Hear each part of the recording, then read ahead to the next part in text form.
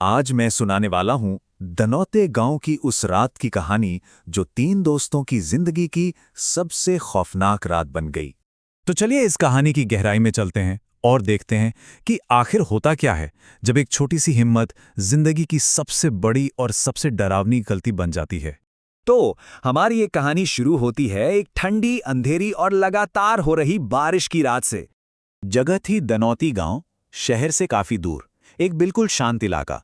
सुबह से लगातार बारिश हो रही थी और हमारे तीन दोस्त दिन भर की बोरियत से तंग आकर कुछ तूफानी करने का सोच रहे थे। अच्छा, कहानी में आगे बढ़ने से पहले इन दोस्तों को थोड़ा जान लेते हैं, क्योंकि इनके नीचर में ही कहानी का सारा ट्विस्ट छिपा है।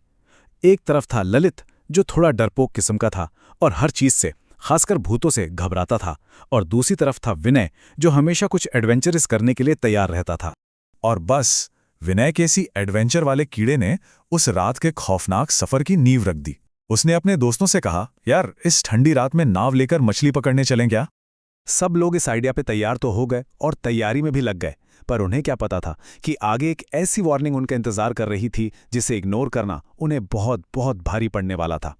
तो नाव और जाल के लिए विनय पहुंचा दंडाराम के पास, एक बूढ़ा मछुआरा जो गांव के बिल्कुल आखिर में अकेले रहता था। और यहीं से कहानी में एक अजीब, मतलब एक डरावना मोड़ आना शुरू होता है।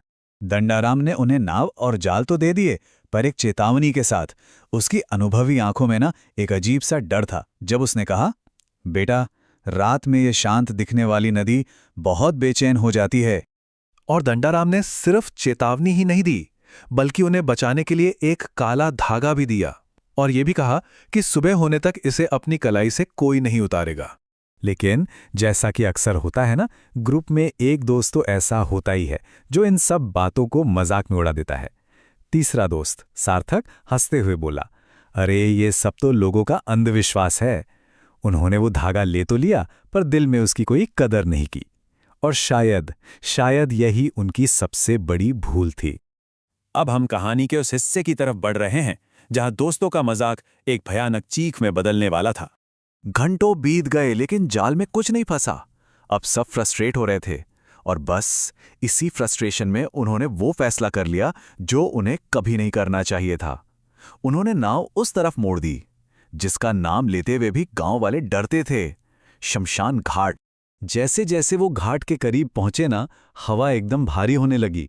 रात के सन्नाटे को बस दो ही चीजें तोड़ रही थीं, एक तो उनकी नाव की छपछप की आवाज और दूसरी दूर से आती सियारों की वो रूह कंपा देने वाली चीखें।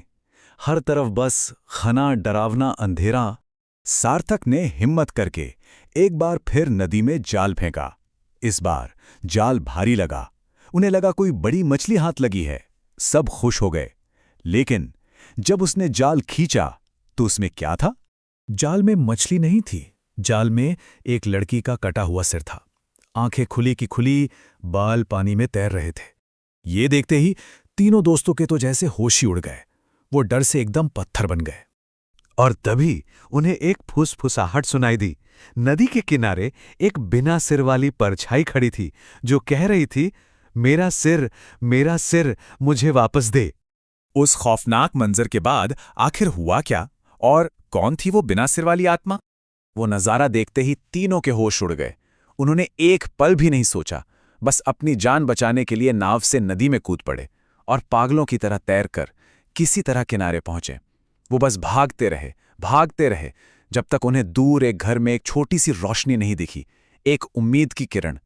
उस घर में जो आदमी मिला ना, उसने उन्हें उस आत्मा की दर्दनाक कहानी सुनाई। ये कहानी एक ऐसी लड़की की थी जिसने अपने परिवार के खिलाफ जाकर अपनी पसंद से शादी की थी, और उसकी इसी बात पर परिवार वालों ने अपनी झूठी शान के लिए उसे मार डाला और पहचान छिपाने के लिए उसका सिर काट दिया। उसकी लाश तो मिल गई, पर सिर आज तक नहीं मिला। और लोग कहते हैं कि उसकी बेचैन आत्मा आज भी उसी घाट पर अपना सिर ढूंढती है। उस एक रात ने उन तीनों दोस्तों को एक ऐसा सबक सिखाया जिसे वो शायद जिंदगी भर नहीं भूल पाएंगे।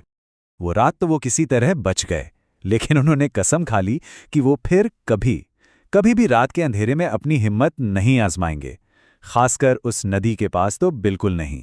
तो अब सवाल ये उठता है कि जिस चेतावनी को सार्थक ने अंधविश्वास कहकर उड़ा दिया था, अगर वो उसे मान लेते तो क्या होता?